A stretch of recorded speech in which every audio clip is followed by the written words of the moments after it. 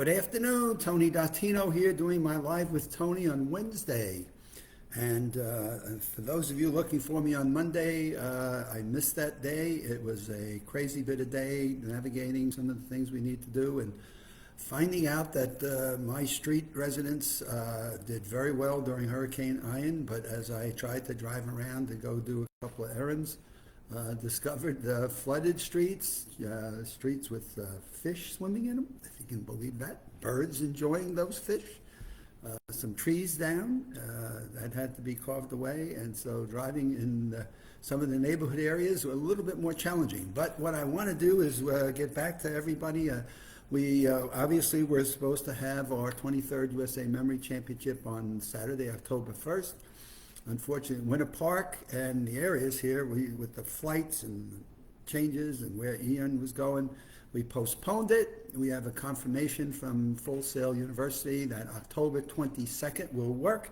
They'll have the equipment, they'll have the tools, and they'll have everything that we need to hold our 23rd event there on the 22nd of October. So now we're just asking all of our mental athletes to confirm. We've had half of them come back and said, yep, we'll be there, and we're waiting for the other half, and off and go we are for October 22nd.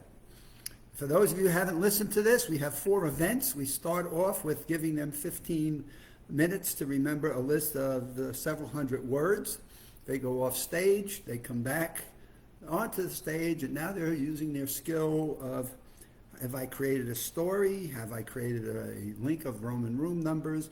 What have I done in terms of a mnemonic technique or a memory skill of how memories work by how we link, connect, and associate? That really will help me to take this list of words and retain as many of them as I can in a 15-minute period of time. Then get back out on a stage and be able to compete against the 13 other mental athletes to the point where I am now seeing if I have been able to remember more than they, and we do eliminate several people in that event, and therefore we take our 13 down to 10 or 11. From there, we then proceed into our long-term memory event. And this has been an interesting challenge for us, and we've decided to leave it as it is. But at the end of September, we gave our at the beginning of September, we gave our mental athletes about 2,000 bits of information that covered Worldwide Wrestling Federation. We always try to keep a topic in there that's fun or interesting. Fortune 99 companies, what are their revenues, employees, location, business, and then we gave them space launches, which we just had one here this morning at 12 o'clock. We sent 4 more people off to the space station. And it's always marvels me as the creativity, the mental capacity that people have here at the Kennedy Space Center and being able to launch these rockets off into the sky, and you watch them break apart, and the missile that launched them then comes down and lands on a barge, which is really what the Memory Championship is all about. Showing people that there is so much more we can do with our memories than we ever thought possible. So the long-term memory event is geared to showing people that there are things we can learn and study and utilizing different memory techniques or skills. And a month later, bam, we can answer a series of questions on those. And so it's an event that we've done periodic tables, Rock Hall of Fame, Academy Award performances. So we vary the information we give each year to make it more interesting for people.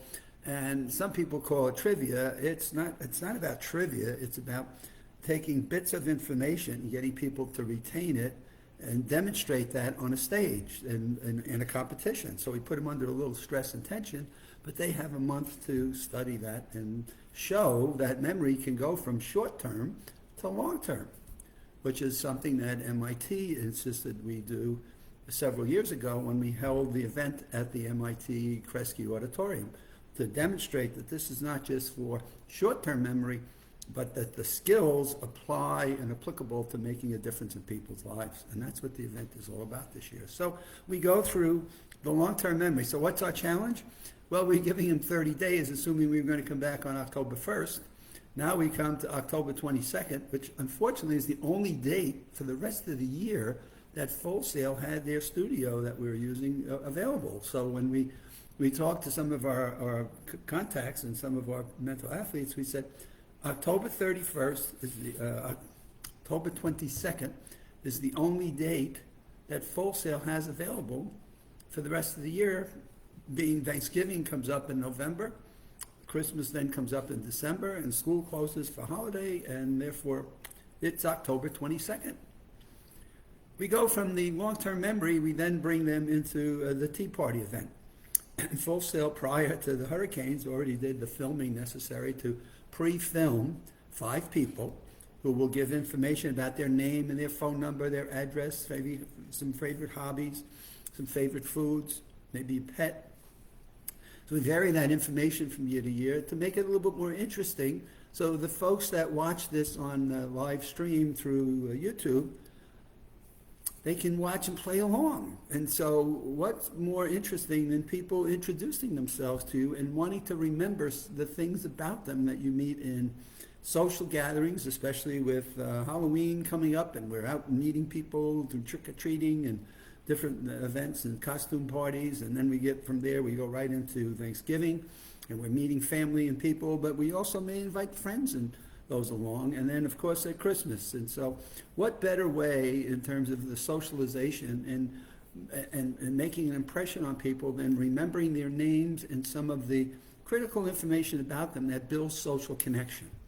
And I just read this past weekend an article that said even when we look at a person's face, depending upon whether we recognize them and who they are, different areas of our brain light up, and meaning different parts of our brain look for facial recognition. So the science on this is just expanding more and more every year. And when I look at the events that we do in the USA Memory Championship, we're very fortunate to have some of the top scientists in the world give us guidance and recommendations that really have us in a spot where we're applying different memory principles, different memory skills that fit everyday life. And then last but not least, we bring our Tea Party guest, and we come into the final event, which is Double Deck or Bust, which is our 104 cards that they need to remember in 5 minutes. And we have 3 finalists that then go head-to-head on who can remember most of in fact, who remembers the most is what it comes down to, and that's our Double Deck or Bust 104 cards. And what's interesting to us is people say, well, if you don't eliminate people from the Tea Party, what happens when you get to Double Deck? And I said, well, we just dish out a couple more cards, and we get a couple more decks that we give to a 4th or a 5th person. It'd be a pleasure for me to do that. But now how fast do you go through 2 decks of cards in 5 minutes? How many cards can you retain and remember? And some of our mental athletes are amazing. They can do it in minutes, like 1 or 2. And so again, now people ask about that event. Well, what do you, decks of cards? Well, when you study the history of cards, you realize it was the great emperors and the great kings that created what now has become a deck of cards. Facial images and cartoons, they had their artists in their palace draw out pictures and images of different people, different facts about them, and assign them different codes, which has become the Ace of Spades, King of Spades, Queen of Hearts, and Diamonds, to these people, and then they'd carry these decks around with them. So when they needed to remember who was at their dining table, they'd look at the cards and just say, so God, people have used the deck of cards to remember history figures that they study in their history books and things, and English figures they read in English classes. So it's amazing when we think of the events that we've put into the USA Memory Championship, the questions we get from people that really question or ask, well, why that event, and how does that translate into everyday life? And that's something that MIT has always asked us. So how do you transfer these skills into everyday life and make a difference? And so we're really focused on making a difference in people's lives, and that's what this event is all about.